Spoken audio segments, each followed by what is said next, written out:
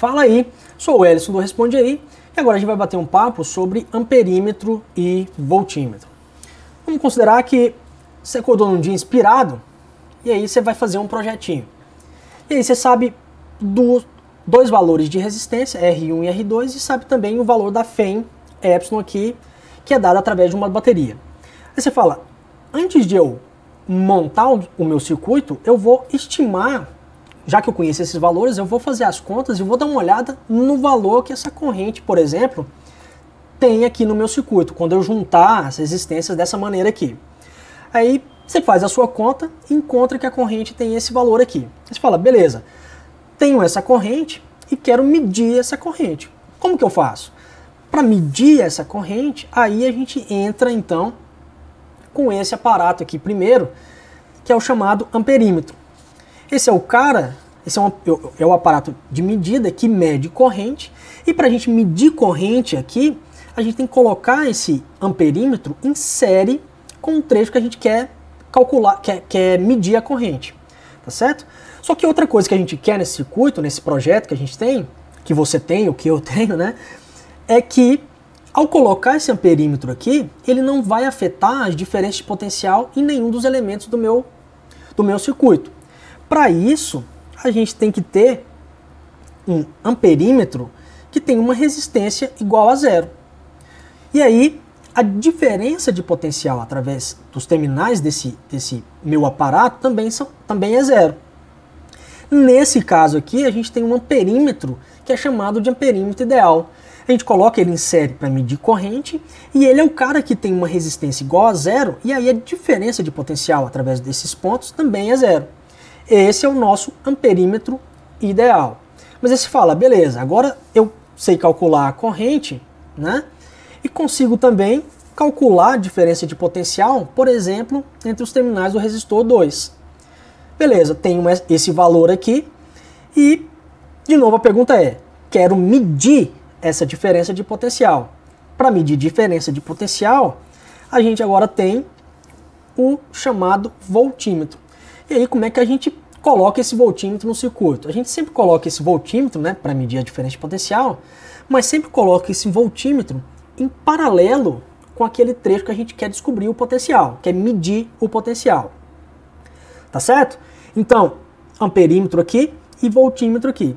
Mas, de novo, a gente quer colocar esse voltímetro aqui e quer o seguinte, quer que toda leitura que ele indique aqui seja devida à queda de potencial através do resistor 2.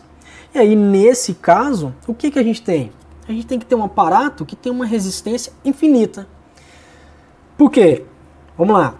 Se a resistência desse voltímetro é infinita, não passa nenhuma corrente através dele. Então, toda a diferença de potencial que ele mede é devida à queda de potencial aqui através do resistor 2. Nesse caso, a gente fala que esse voltímetro é um voltímetro ideal. Então, ele mede tensão, a gente tem que colocar em paralelo com o elemento que a gente quer estudar, e esse voltímetro ideal tem uma resistência infinita e por ele não passa nenhuma corrente. Então, uma vez que a gente aprendeu aqui um pouco de voltímetro ideal e de amperímetro ideal, vamos aplicar as ideias que a gente teve nesse projeto aqui, né, para um exemplo. E aí o exemplo que a gente tem aqui é dado nesse desenho aqui. Vamos lá.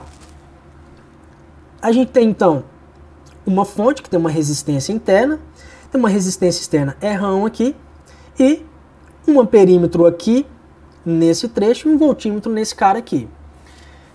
O que a gente quer saber? Qual que é a leitura desses voltímetros ideais, né, desse voltímetro ideal e desse amperímetro ideal. Sabendo que a gente tem esses valores aqui para os elementos aí do meu circuito. Primeira coisa, a gente precisa encontrar esse valor de corrente aqui. Como é que a gente faz para encontrar? A gente usa a lei das malhas, né? E percorre esse circuito aqui.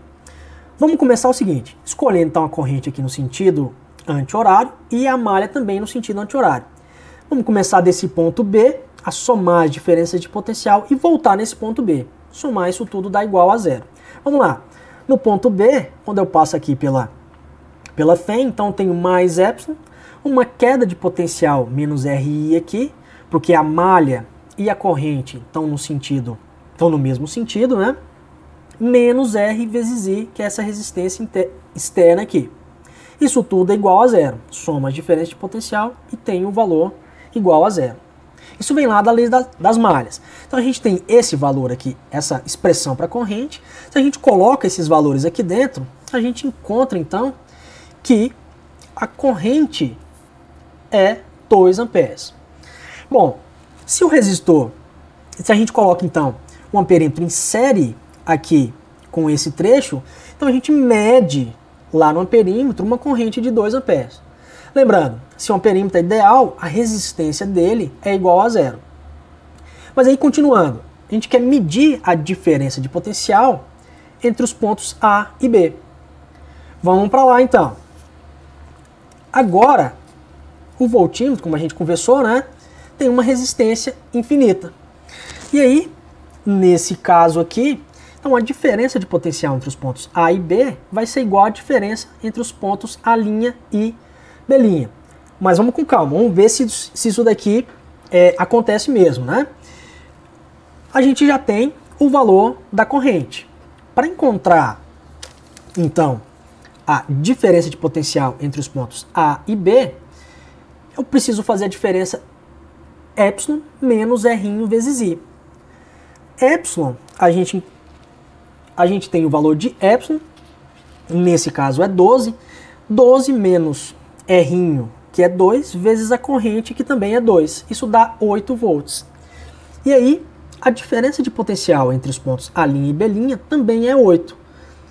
A resistência externa é de 4 ohms, vezes a corrente, que é de 2 amperes. Então, a diferença de potencial entre os pontos A e B é igual à diferença de potencial entre os pontos A' e B'. Agora, se a gente tem aqui um voltímetro ideal, então a resistência desse voltímetro é infinita. Significa que quando a corrente passar aqui, nenhuma corrente vai passar por esse voltímetro. Então toda a diferença de potencial que ele indicar aqui vai ser devida a esse trecho AB aqui. E vai ser igual a 8 volts. Que é a mesma diferença de potencial que a gente tem aqui entre os pontos A' e B'. Significa que se eu pegar esse voltímetro meu ideal e ligar aqui, eu vou medir também 8 volts. Beleza? Esse vídeo te ajudou? Responde aí.